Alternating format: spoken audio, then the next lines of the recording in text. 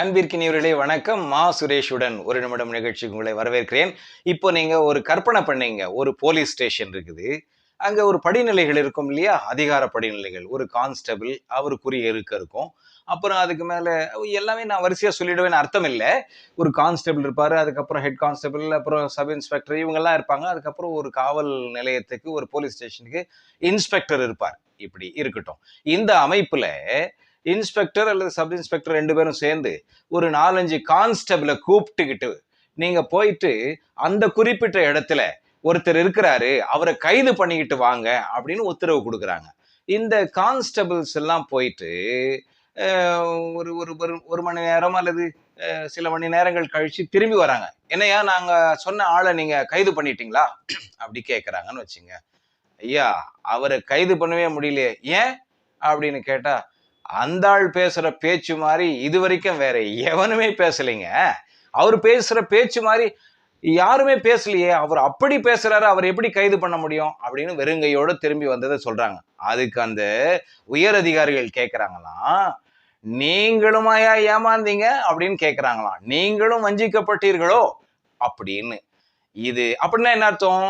ஏற்கனவே அவங்க இவரை கைது பண்ண போய் அவருடைய பேச்சை கேட்டு ஏமாந்து இருக்கிறார்கள் என்று பொருள். அப்படிப்பட்ட ஒரு சம்பவத்தை நான் வாசிக்க கேட்டேன். இதை அப்படியே நீங்க என்ன பண்ணணும், ஒரு ஒரு பழ ஒரு சில காலம், நூற்றாண்டுகள் அல்லது 1000 ஆண்டுகள் அதுக்கு முன்னாடி போனீங்கன்னாக்கா, இதே உயர் அதிகாரிகள்லாம் கூப்பிட்டுட்டு, அந்த ஆள் பாரு இறைவனுக்கு எதிராக பேசிக்கிட்டு இருக்கிறாரு, தன்னை இறைவனுக்கு நிகரா தன்னுடைய இறைவனுடைய குமாரன்னு பேசிக்கிட்டு இருக்கிறாரு, அவரை போய் கைது பண்ணிட்டு வாங்க அப்படின்னு சொன்னா அவங்க போய் கைது பண்ணிட்டு வர முடியல.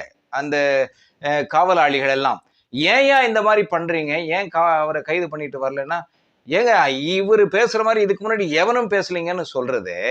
நான் திருவிவிலியத்திலே பைபிள்ல என்ன பண்ணேன் அப்படி புரட்டி பார்க்கிற பொழுது, யோவான் எழுதிய நற்செய்தியில 7ஆம் அதிகாரத்துல நான் வாசிக்க பார்த்து அதை உங்களுக்கு சொல்லணும்னு, ஒருத்தரை பேசுகிற காரணத்தினாலேயே கைது பண்ண முடியாத அளவுக்கு பேசுகிறார் என்றால் அவர் எப்படிப்பட்ட சிறந்த பேச்சாளராக இருக்க வேண்டும் என்கிற சிந்தனை எனக்கு வந்தது. அதனாலதான் ஐ ஹாவ் அ ட்ரீம் என்று நெல்சன் மண்டேலா இல்ல, ஐ ஹாவ் அ ட்ரீம் என்று மார்ட்டின் லூதர் கிங் பேசின சிறப்பான பேச்சு எனக்கு நினைவு வந்தது. நெல்சன் மண்டேலா பேசின பேச்சு கூட மிக வரலாற்று சிறப்பு மிக்க பேச்சு தான். ஐ ஆம் ப்ரிப்பேர்ட் டு டை என்று பேசி இருக்கிறார். அப்படிதான் வின்ஸ்டன் சர்ச்சில் போன்றவர்கள் எல்லாம் பேசியிருக்கிறார்கள். we shall fight on the beaches என்கிற தலைப்பிலே. அதனால இப்படிப்பட்ட பேச்சுகள் எல்லாம், பேச்சுக்காகவே ஒருவரை கைது செய்ய முடியாது என்று பார்த்தால் அது என்ன நடக்குதுன்னாக்கா, விவிலியத்திலே அந்த ஒரு சாதாரண தச்சு வேலை செய்து கொண்டிருந்த ஒரு நபர், அவரை இயேசு என்று அழைக்கிறார்கள், அவரை கிறிஸ்து என்று கிறிஸ்துவ அன்பர்கள் நம்புகிறார்கள். அது இருக்கட்டும்.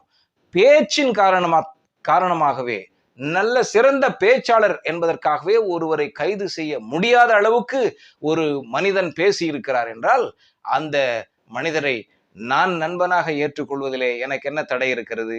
நீங்களும் அவரை உங்கள் நண்பனாக, ஒரு சகோதரனாக ஏற்றுக்கொள்ள உங்களுக்கு என்ன தடை?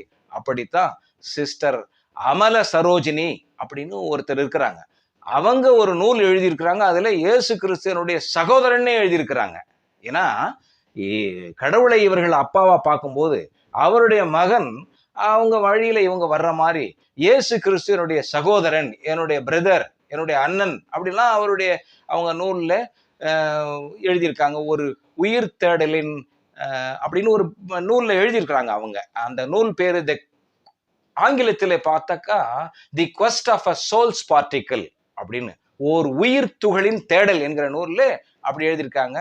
அதனால பேச்சுக்காகவே ஒருவரை கைது செய்ய முடியாத அளவுக்கு ஒருவர் பேசுகிறார் என்றால், அவர் இத்தனைக்கும் அவர் சாதாரண ஒரு கார்பெண்டர், ஒரு தச்சர், எவ்வளவு ஞானம் உள்ளவராக இருக்கிறார்.